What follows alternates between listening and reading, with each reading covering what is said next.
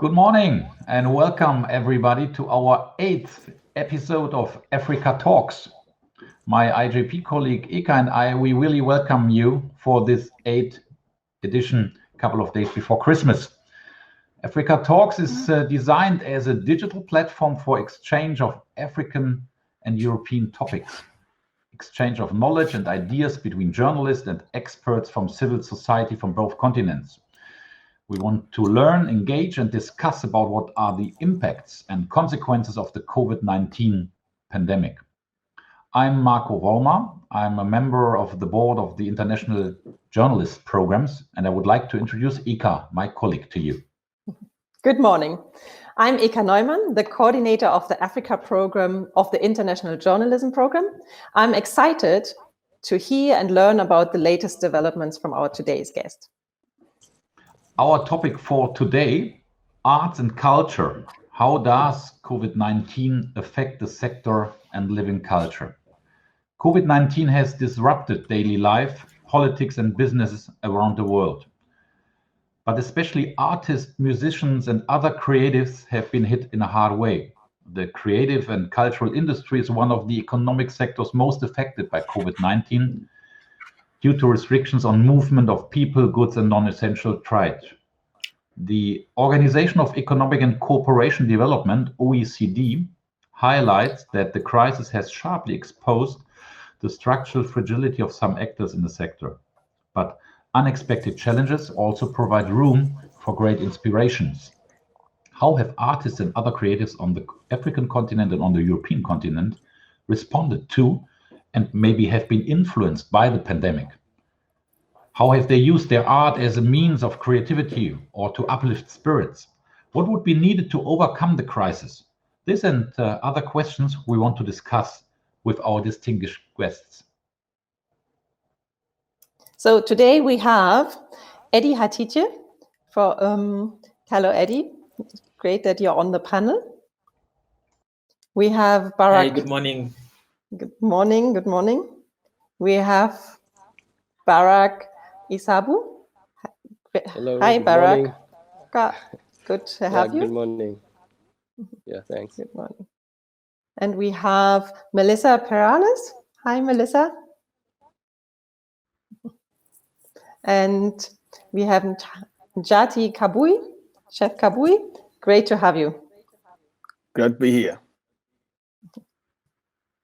So I would start introducing our introduction round. And I would start with Eddie. Eddie Hatitye is the director of music in Africa. For more than 15 years, Eddie has been actively involved in the arts and culture sector, contributing immensely in the establishment of key structures on the African continent. And as an executive director of the Music in Africa Foundation, which is a non-profit Pan-African initiative, which he had it since its inception in 2011. Eddie has traveled across the globe and tried to set up networks and implemented various projects. So before establishing Music in Africa as a full-fledged NGO, Eddie worked for the Goethe Institute as a project manager, and previously he was the head of content and editor of South Africa's leading online music industry portal, Music Industry Online. He's also worked as a reputable music on reputable music-related projects. That's what I wanted to say. Sorry. He's been in South Africa, and he's also been an active music producer and one half of the house music duo Epic Minds, and he has produced records with some of Africa's most talented acts. Welcome. Great to have you, Eddie. Thank you so much. It's a pleasure.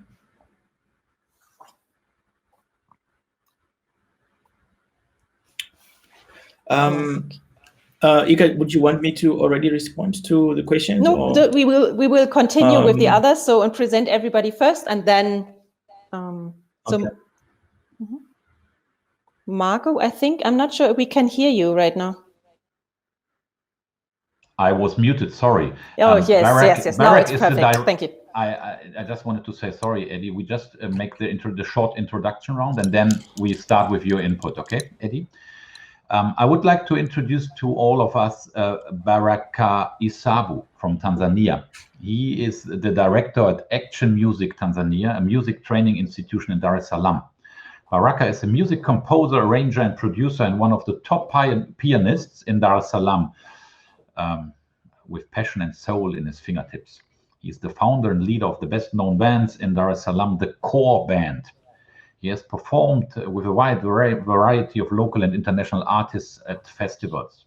And among many others, he performed and recorded on John Lisu's first live DVD, performed and arranged for Joel Luaga's live DVD, and arranged, performed, and produced Esther Mndodo's Mfururufu album. So we are very pleased and very proud that we have you on the show. Welcome, Baraka. Thank you. Pleasure. So we have Melissa Perales. Hello, Melissa. Melissa is part of Music School Berlin, the Music Pool Berlin, and Night School. Thank you. So Melissa moved from Chicago to Berlin in the 90s. She's since then organized an international film festival called Cycles of Confusions Independent and Underground Film and Video Fest. She owned a restaurant. She began booking and promoting live shows and film screenings under the moniker M Soundtrack. As a concert promoter, she presented international acts on monthly venues such as Schokoladen, Akut, or Kantine at Bergheim. And since Melissa is a board member of All Together Now, a platform for new strategies in culture, music culture, and music business. And Melissa's passion in soundtracks, and therefore she started Supertape. And also in 2017, she co-founded and curated a festival which is called We Make Waves, a Berlin-based network for women, trans, and non-binary music.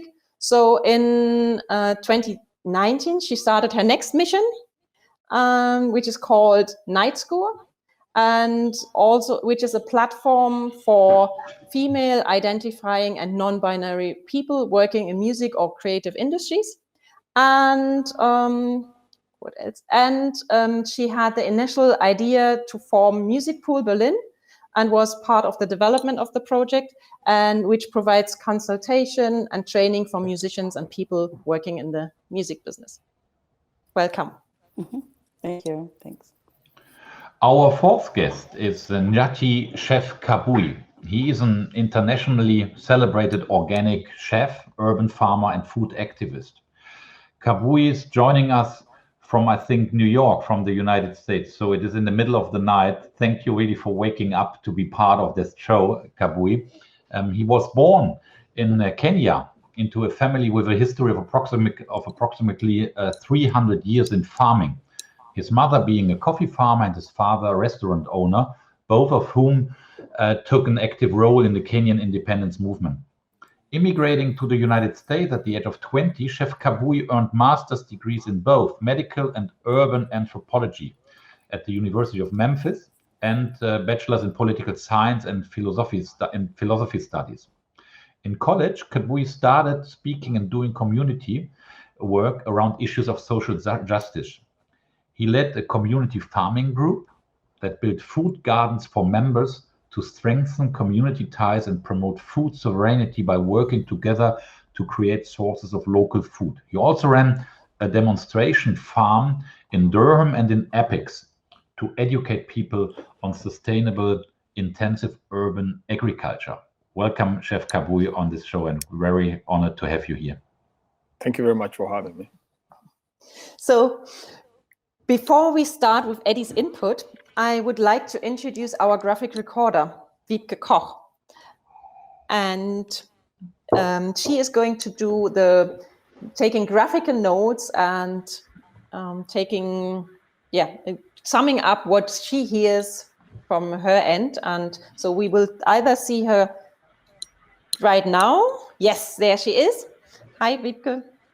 Hi, good morning. My internet froze for a moment. So can you show us already what you have prepared? I can. Great. So there we have an There you idea go. of what So you're going to do. Yes, that's the canvas I've prepared, and I'm sure that after the hour. Yes, great. So it's still an empty, halfway empty piece of the document, but I'm sure it will be brought to light and a lot of designs will come up. Thank you, Wiebke. So furthermore, I would like to invite our participants to contribute to our discussion. You're more than welcome to enrich our talk with your questions and comments. You can also leave comments under our Facebook or YouTube stream. And now, Eddie, the floor is yours.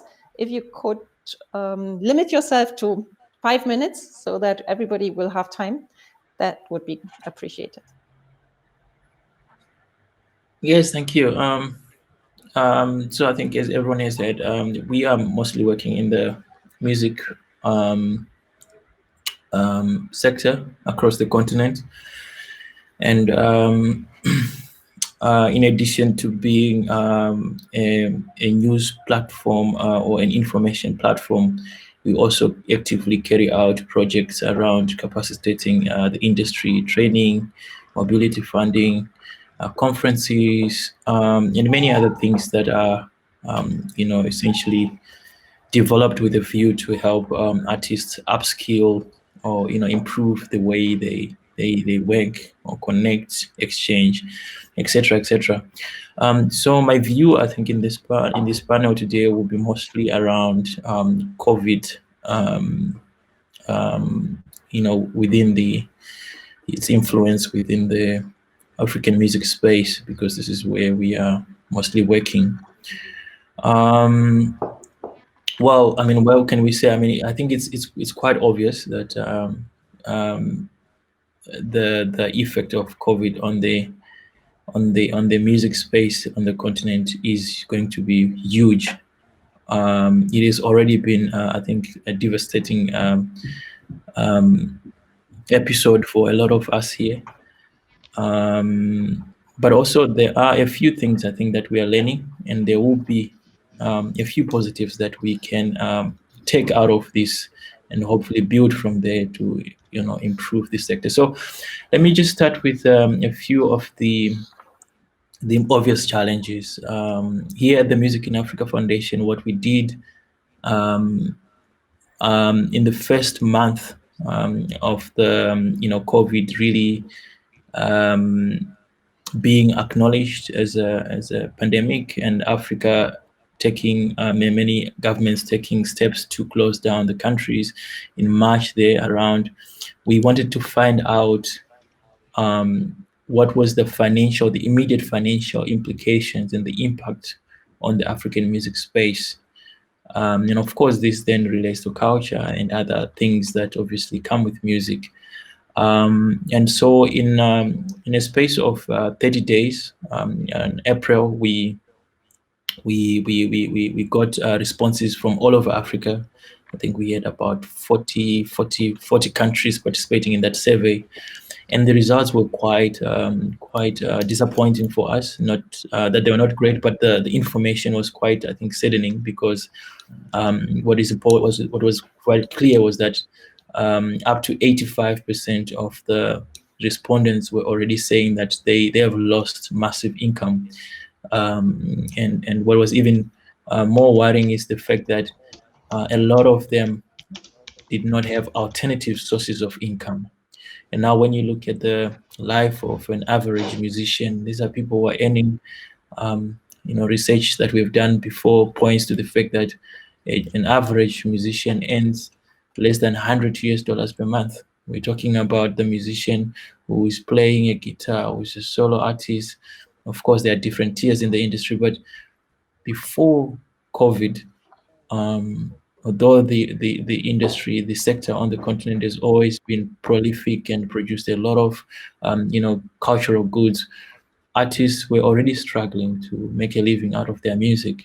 So you can imagine the impact that COVID now has on a lot of musicians. Here recently in South Africa, there is a study that actually says, more than half of South Africa's creative force could change professions for good because of COVID. And this is quite true and quite obvious. Events are shut down. Musicians are not able to do live performances. And the consumers of music on the continent, who have generally been, I think, not as flexible when you compare to other markets in terms of purchasing music. They have more burdens. So I think we don't expect music to die down, but we do expect that there are going to be a lot of financial strains, which will ultimately, affect how the industry functions. So now we have more digital means and initiatives around, like still reaching audiences through alternative platforms. And this is interesting to see. The report that I just mentioned, for anyone who has got an interest, you can find it on our website, musicinafrica.net. It's quite detailed with regards to just the financial impact of COVID on the African music market. And then in closing, I think obviously there are good things also that I think are being fueled by COVID. And one is the emphasis on the recorded music market. Over the past 5 years or so, within the decade, we started to see more artists really, investing more on live performances. But this will change ultimately, and it should change, and there should be a balanced, I think, representation, because recorded music, in other words, music that they record in the studios and put on the market, that was taking a knock, because clearly live music is more, I think, lucrative for a lot of players. But now, because of COVID, artists are home, artists are being creative, and they're creating more and more music than ever before. In fact, a lot of critics on the continent believe that this is possibly the year in which Africa has produced the highest number of tracks. The quality is yet to be seen and verified, but I think it's quite obvious that Africa is pushing lots and lots of music in this period, just because artists have got more time. And as you can imagine also, I mean, the whole situation with COVID, it does really play with your, you artists are vulnerable. And then I think usually artists tend to be more creative when they are vulnerable. And this is something that will be interesting to see. There are more issues that I'm sure I'll get to. We will discuss. Thank you so much. Thank you, Eddie. We will discuss these issues, I think, during the next more or less 45 minutes now. Baraka, you are one of the top pianists in Dar es Salaam, as I said in the introduction, and founder of the core band. Did you remember your last public performance? When was it? Sorry? Did you remember your last public performance? When did you perform? How long is it? How long did it take? Or when was your last public performance? I'm interested. It was in the beginning of this year. Okay, so you're still remembering. It was around yeah. And what was it? It was in Dar es Salaam. Yes. So how are you affected by the COVID crisis? That's my question. Actually, the effect is so huge for us musicians, because most of us, we are session musicians and we depend on performances. So it has been a very tough year, financially and everything.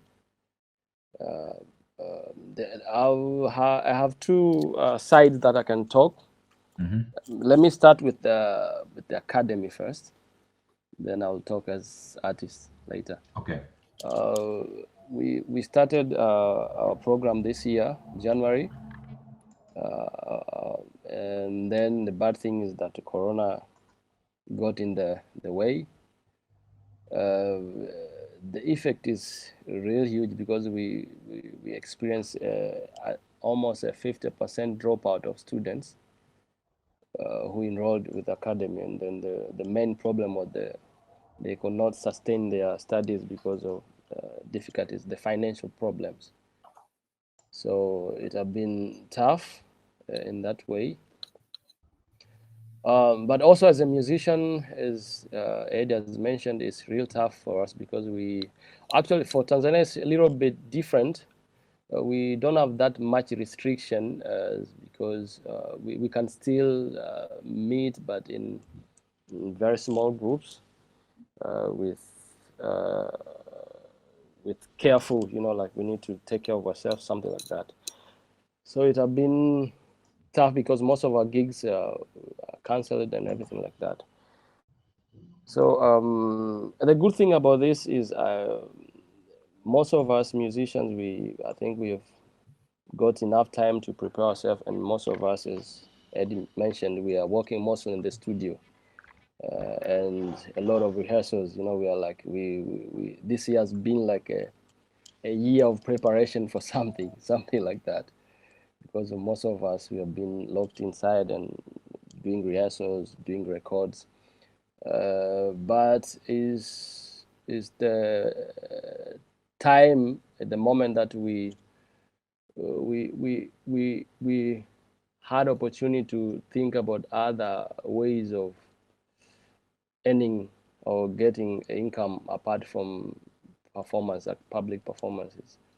Yeah, there have been a lot of digital performances, but as you know, our situations in Africa, there are still some difficulties, Yeah, so it has been not that well, but we are getting better as the days goes on, and yeah, something like that.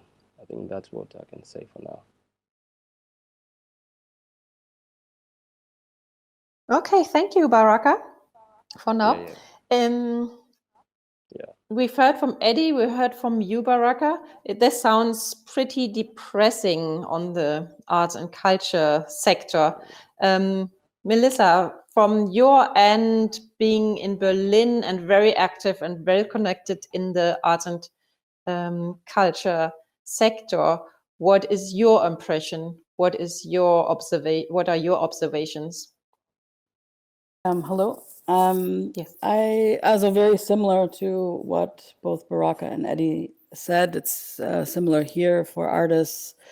Since I'm also working in the context of consulting musicians, as well as, of course, myself as a somebody who makes events and concerts regularly on festivals. We see definitely across the board. I mean, not only the musicians, but also the whole industry has been hit in a very big way. So every aspect which is attached to the artist. So we have tried to through this, since the pandemic, tried to figure out how to kind of work with each other and to bring everything together. I say that my jobs, both as a consultant with Music Pool, which is like a weekly, I talk with artists weekly. I make appointments with them. They talk to me mostly about their concerns as artists, but a lot of it is also a little bit like therapy as well right now, because we have a lot of conversations, which of course get to what's happening with them as people. Not so much the financial side, although that's a factor, definitely. But a lot of it is about how they are as people, as artists, and their concerns in general, what to do, not only now, but in the future, which I think is a good question anyway, with all the different aspects, as well as myself as an event person, to rethink how I would like to live, react, work after this process is over with. I think it's like, because of my many hats, I've seen many different aspects of the business, also through the festival this year that I ran. There's with all the cancellations, to alternatively see how we can support the artists through, especially if we have, in Germany, we're very lucky to have public funding. And this was one way that we could support the artists. As well as my other projects where it's more about activism and supporting female identifying trans and non-binary artists. There we also used our public funding to help people just maybe survive a little bit, and also give them a platform of which to speak with each other, to share what's going on. So we have on my Instagram, I asked a lot of artists to write in, talk about what we're going through, any tips that they could share with each other. Just, I think, this kind of community spirit to keep alive, and to let people know they're not alone sitting there at their houses or in their studios or wherever they're presently at. So a lot of mine has been a lot about helping them, the artists, with a mixed bag of what I'm normally doing, but I think I see a change in general within the music business, and also the music, the artists, and living in Berlin, towards a more humane way, maybe, of going about each other, because of everyone's kind of in the same boat. So whether you are some industry, a lot of me, or someone who didn't, you kind of are starting to understand each other possibly more in this situation, and think about what we want to do in the future. So I think a lot of that's, I would say, the positive aspects which I got out of it are this, that we could stop for a moment to think about like what we were doing, what was actually good, what was not working, or anything, because artists are living precariously since the beginning of time. That's not a question that has not changed. But it's about, how is this fair? What is fair? How is distribution going? Do we have to have everything set to be on a commercial sense? So there's many aspects, I think, which we could ask ourselves as makers, as creators, and also fans or consumers. Right now, what's going on, which we can kind of come to the table differently, maybe after this is over, I hope. This is kind of, a thing that I'm working towards for myself and for the communities that I work with, and try to see what we can do to make it maybe possibly better afterwards.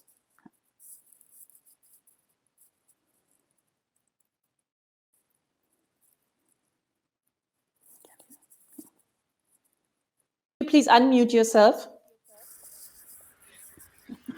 Sorry.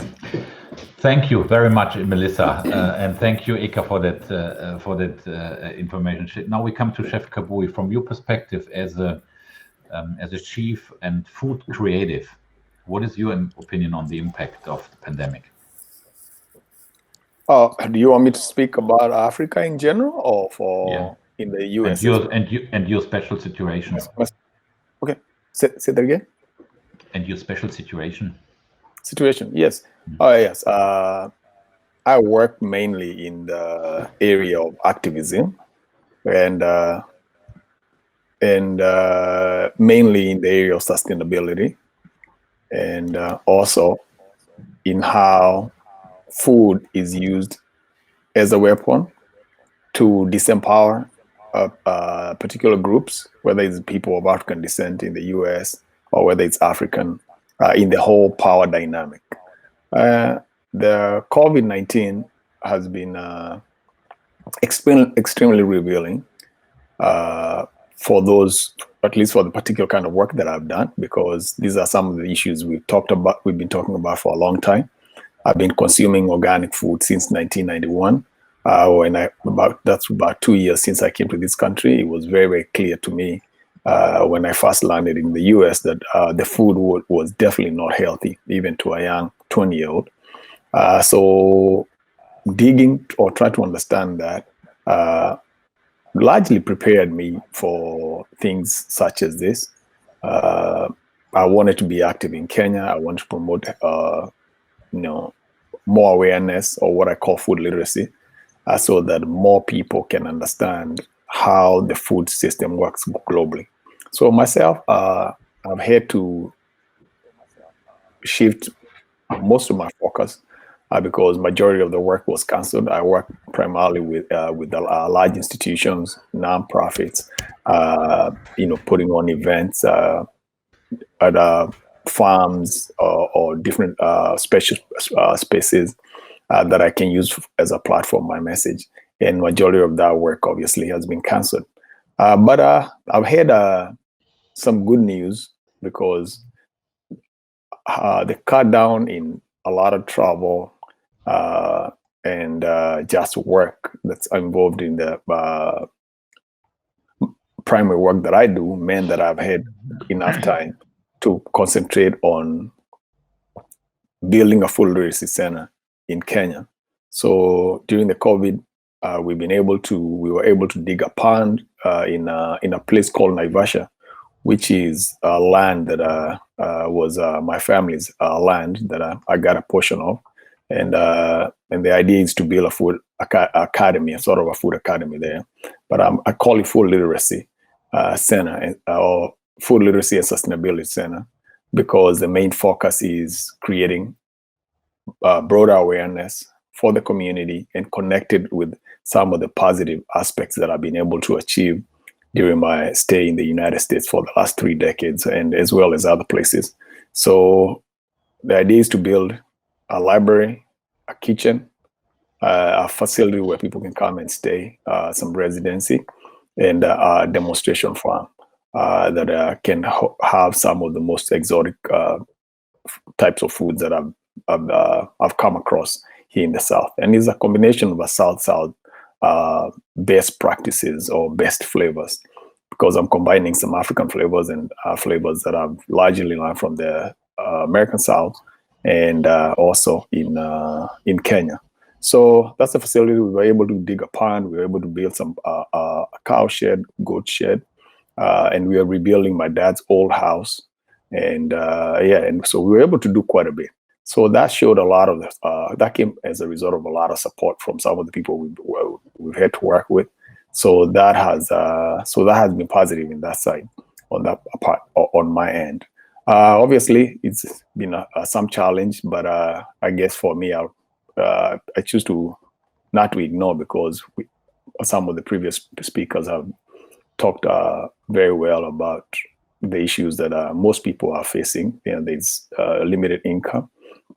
But I probably can think, talking to people in Germany, thinking about the Hegelian dialectics of dialectical materialism. So you have some problems that led to these issues that brought about the rise of the problem that we have. We were living unsustainably, and people are living beyond our means. That's the whole illusion of capitalism. And people are alienated from their own people or from the things that are most important to them. And that means that we are going to experience severe shocks whenever something doesn't go right, which was probably for most people in my world was about to happen, because you can keep living unsustainably and eventually not face some of these issues. So what is the reaction? Then the reaction is to figure out how we can adjust and we can test some of the mechanism that we have in place to deal with some of the issues. So it has brought to bear, it's been a boon because it's brought to bear some of the things that we've been talking about. And we are glad to be learning more, and people are being forced to think outside the box. And I think those who are going to come out of this will come out of this better than any other time. We're being forced to change, as I am. And that's what I can say for right now. Mm-hmm. Thank you, Chef Kabui. We have, for me, I was thinking, people always look up to creative people, what are they doing in terms of crisis? What is their move forward? So also in terms of not being into crisis, but on the normal, let's say, a lot of people look up to what are their artists doing, what is the musician composing, what are they talking about, what are the painters, the producers, what are the creative people are doing, also the chefs, what is their approach, what is going to move us forward. So my question is, since this is now a very challenging time and it seems the creative industry itself is very much affected, how are you going to being so affected, how can you still contribute to bringing back life to all of us? Would somebody have an answer on this one, or would want to answer on that one? I can take it if I don't mind taking it. Yes. I can say as a chef, especially as a chef of African descent, and somebody who has had a great privilege of living in both worlds. Yeah, sometimes I make fun and say I'm the true African American because I have African culture. I'm African both culturally and obviously genealogically, and I'm also American. I've been living here for 3 decades. So what I can say is that the chef world was due for a change. The chef or the tradition of chefs as we know it was developed around France and Italy, and it was mainly a practice or a profession that dealt with cooking food for the most elite of the elite, the royal family, the kings and his court.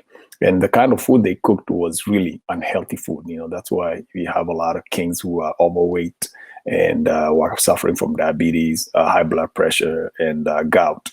And when the French Revolution happened and the king unfortunately was beheaded and the chefs didn't have any work, then they started cooking for the regular people. And essentially what happened is the same problem the royal families were having now became equal opportunity destroyer of the larger population. So the chefs were about to change. A lot of chefs were preparing a lot of food. That's why we have obesity as a major crisis in the globe. And you cannot have obesity in one part of the world and not have a major deficiency on another part of the world. So those are two crises that are happening at the same time, and they were about to happen. So the challenge is for us to be creative. That's what I'm saying. So there's a lot of creativity that's taking place now, and people have also just realized that eating the type of food that you do eat will have an impact when it comes to your ability to defend or to fend off a crisis such as COVID. Those people who are eating better survive slightly better or recover slightly better. So yeah, this creative space, people are offering classes, and food is really underappreciated, underdeveloped. People there's so much things that can happen in food. I'm cooking more here. I can do classes. And when things open up, people can do things on a small scale, so more intimate space. People can write. I write about food, so writing. I've worked in two. I'm working two. I've contributed to 2 books. And now working on a 3rd contribution. So writing also is important. So there's a lot of things to do about food. Thank you. Are there other opinions on Eka's question in the round? Melissa, Eddie, Baraka? Well, I think the question is one that I've heard in many platforms like this. How can artists still continue to contribute or to continue to create the cultural goods in this context, in this new normal? I think one thing that is important, especially in African terms, is that perhaps artists are actually not creating goods and they see it as a contribution. I think there's a long history of just artists or Africans being creative and music being a very central part of what we do here. So we joke a lot about how in Africa we sing when we are sad at funerals. we sing when we are happy. And at this point, we are not so happy, but the music continues. I think what changes is that the resources and the dynamics of those production systems that we're used to are changing because of the various constraints that are now coming thanks to COVID.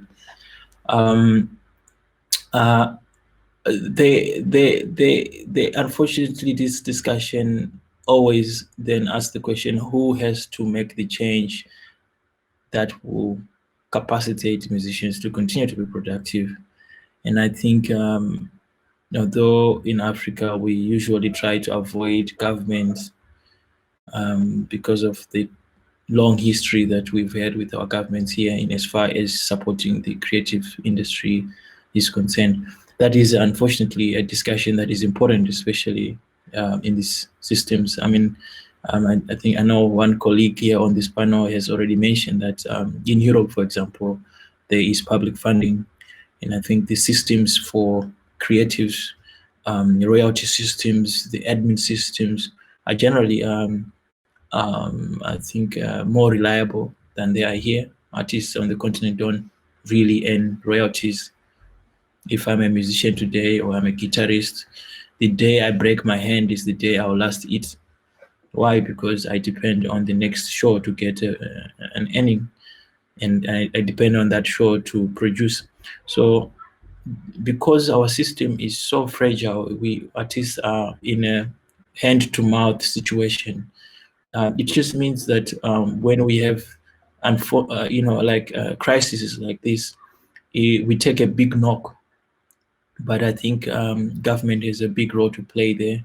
We need our governments to support us, to regulate the industry, not to give us money. But I think the main question is, what is the role of government in ensuring that the players who operate in the African music space are doing so fairly, and those who have got the authority to collect monies are accountable to the artists. That will solve a lot of problems for artists at this moment, because the challenge is that artists are not getting money, and they should be getting money. And the point is, and the question is, if I may add this, the question here would be, as you said, there is public money in Europe, or especially here in Germany, for artists. But when you listen carefully to the voices here in the sector, then it is crystal clear that most of the industrial sectors are much more funded by public recovery funds than the cultural, than the creativity sector, so to say.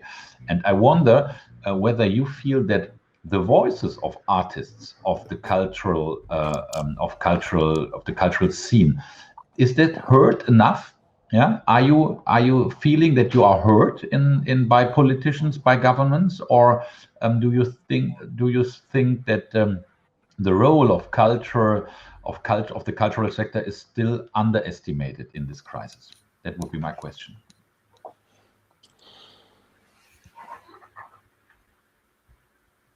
Whom? I'll leave it to the other colleagues. I think this. Yeah. I can only speak for here in Berlin, for Germany. Most definitely, although we do have help, and probably much more than you're seeing on the continent, for culture, for artists, it's very limited. You saw initially quite a good, in the first few months, help. But definitely in the last months, it's very difficult to, because a lot of the artists are freelance, they're not able to sustain because they don't qualify for the funds which are available. So if you don't own, you don't have an office, you don't have these costs which are for like business costs, you're not able to use them for your everyday life. So the money you receive, we're not able to. So this is something that's very big that's been happening. People are protesting about it as well, because I mean, in general, the artists are not where a company, as you said, in the industrial sector is bailed out, airlines and whatnot. The artists who are living with no security, mostly, especially artists which are working freelance, which most artists are, and having to pay all these costs themselves, insurances and whatnot, are not able to live on this. And now the system has definitely, you see, and as I mentioned earlier, like on all facets, not only the artists, but also the people that are working behind to support artists, to support the music industry that it works, are having these struggles and are not able to feel they're able to contribute what they're doing. So we see a lot of change in what people are deciding about their future jobs. So maybe leaving the music industry because they're unable to sustain and they don't know what will happen in the future. So there's a lot of future, as I mentioned, talks happening. That's more in not only musicians, but people working in the industry. But I think also Eddie made a good point, which also here you see, because it is quite, for Berlin, quite a global city, I work with mostly artists coming from other places. So a lot of these artists have been here without any network at all. So they're coming from different countries all over the world. They have had not the same support as German citizens or people living here on a visa. Which has allowed them to be able to live and sustain themselves. So there's what you've seen grow out of there has been again always put back into the community. So the communities have become back again and again to support themselves. So you see this community action, which of course is a great thing on a human level, and we see that. But it is, as you mentioned, it is. Would be nice to see at a level where we can rely more on funds being evenly distributed so that everyone is able to survive and also contribute back into the system. So this is how it obviously functions in the best way. And I hope that we start seeing some more of this in the outcome of this, and the more talks about this, about really making it more fair for everyone to survive in these societies that we're living in, and this global world that we're living in has not been friendly to a lot of people.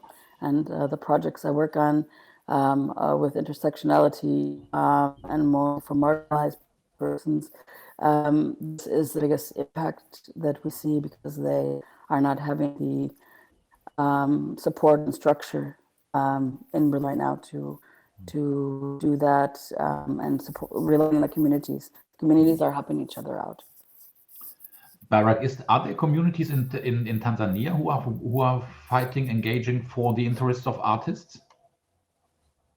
Yeah, there are some communities here, but the problem here is creative industry is not of high priorities of the government, you know. So the support has been very small, and because some of the people that are running, you know, like the main key player on the industry, I think they're working for their own benefit. So most of these societies have been fighting, but the struggle is real hard, and because of that thing, we have a very small support from the government. So the main thing I think is for the artists and the creative sector to just help maintain itself, which is a long process.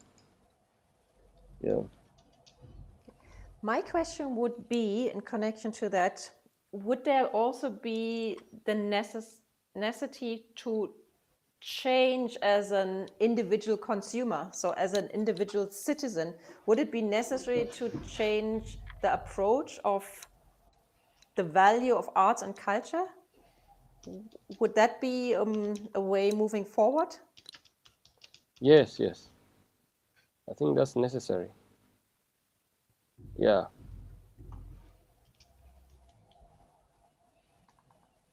So, because from other talks, I remember we were talking in one of our last weeks ago some episode about women and gender, for example. So the women also being vulnerable and being affected by the changes and the effects of COVID-19 and lockdowns. They were strongly advocating towards trying to find new ways within the communities. And yes, of course, putting governments under pressure to provide funds and agenda, but also to self-empower the communities a little more.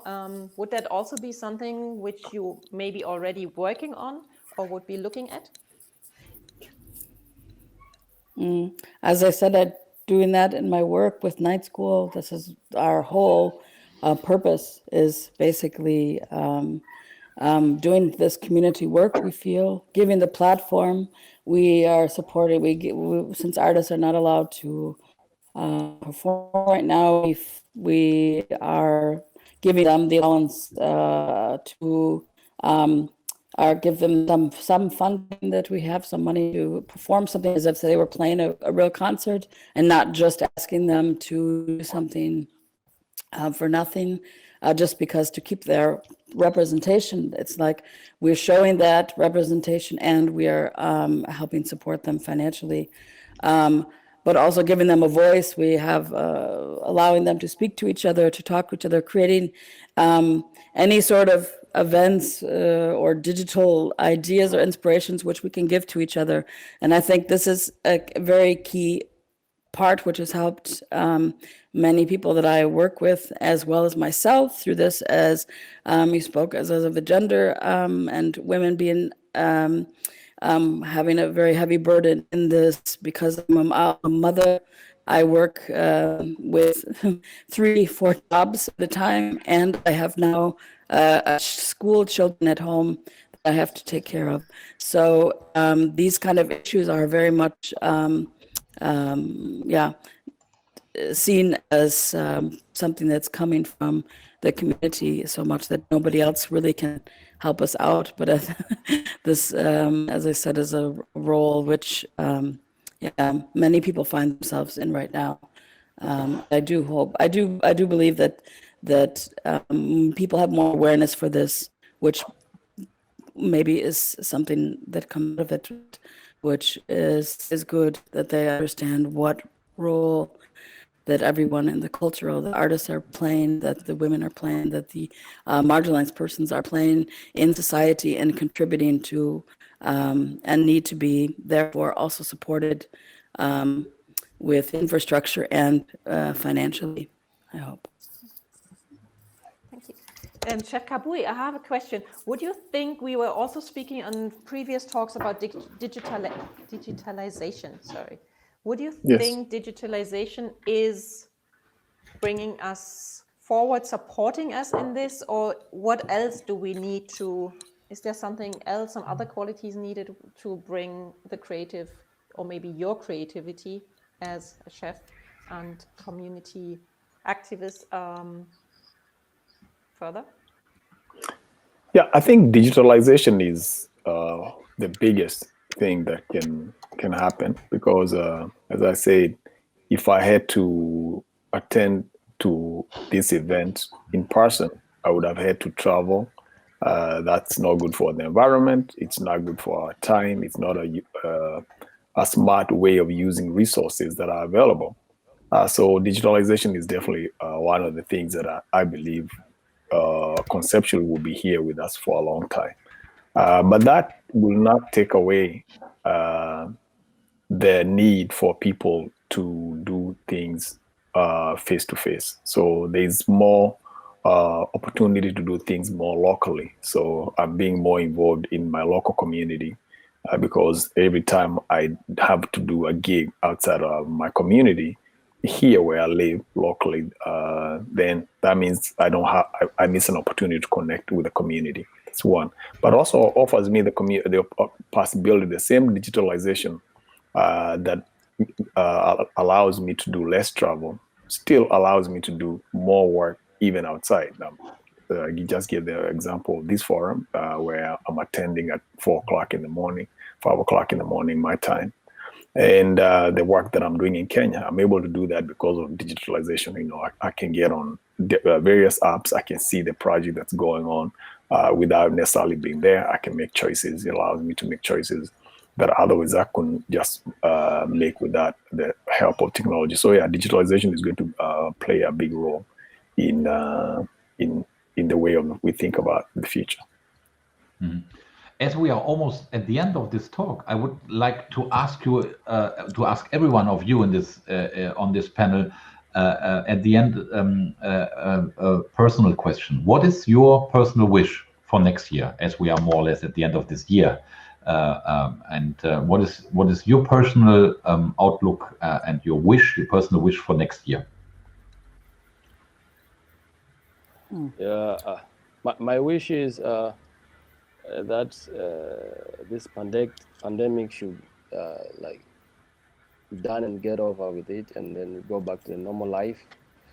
But also, it has changed our life for good, because things won't be the same again. I was about to speak about something. Anyway, there is. Let me talk a little bit about digitalization and the musician. I will talk about my environment here. Most of artists and musicians, they are people who are like. Maybe they dropped out of school, or their parents didn't manage to take them to school, and they are depending on the music, their way of life, their way of living. So, and when you talk about digitalization, you're talking about technology. And I think there must be a way that will enable artists how to engage themselves in the digital world. Most of us here, I know people, they wish that they could stream their music, you know, they could take it to the wider audiences digitally, but they can't do that because of the technical know-how, or the equipments, or those kind of things, because it also needs those kind of things. So I think there must be a way or initiative that will enable artists to be able to operate in this world, in this platform that we are now in. Yeah, that's my opinion and my wish. Thank you, Baraka. Yeah. Eddie, your wish, 2021. Well, I think it's definitely what you said. We all want things to go back to some kind of normality. But I think more importantly for me, it's also, I hope that we don't forget what we have learned here. I mean, all the things that we're doing now, you know, last year we would not think about doing them, like even for us as an organization, to allow our staff from working from, you know, to work from home. You know, there's a lot of things that we were hesitant to do, I think, globally as a community, especially here on the continent. But COVID has taught us that it's actually possible for people to work from home, flexi hours, to embrace digital in everything that it gives. And I hope that we as a community, we can learn and take everything that we learned and use that to be even better going forward. Thank you.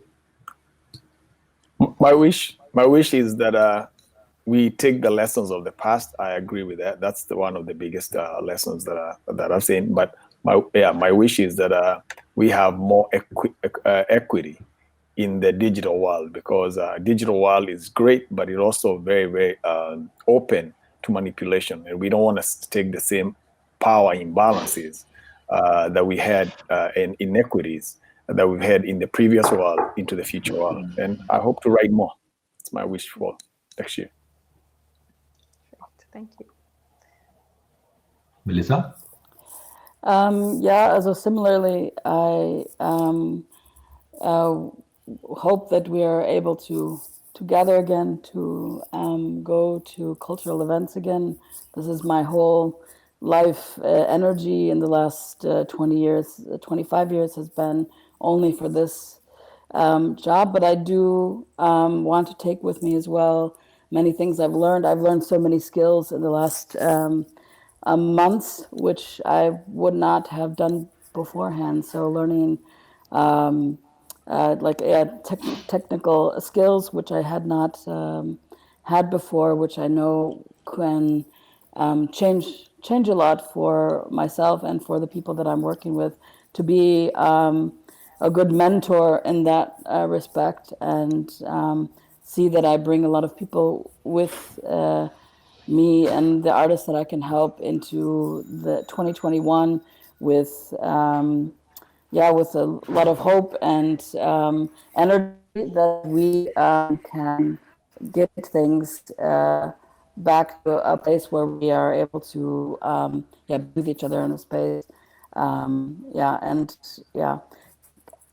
keep the global aspect that we have open now through the communication like we're having today.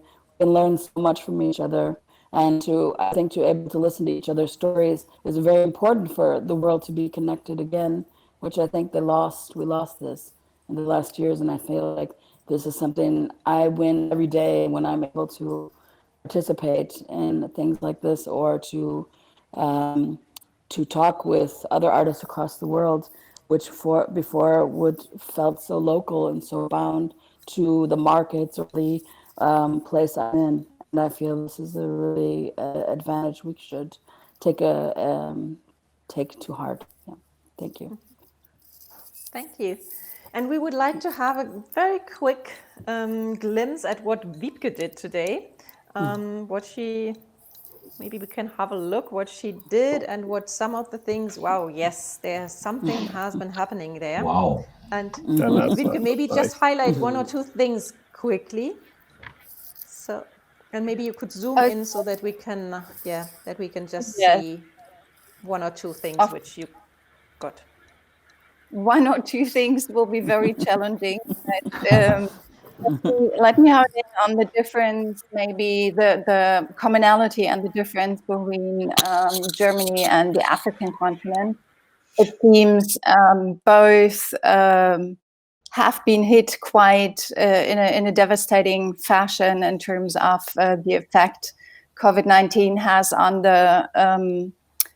the creative industry. Could you please even zoom though in, Wiebke, so that we see a little bit something of the picture? I am zooming, it doesn't translate. Okay, sorry.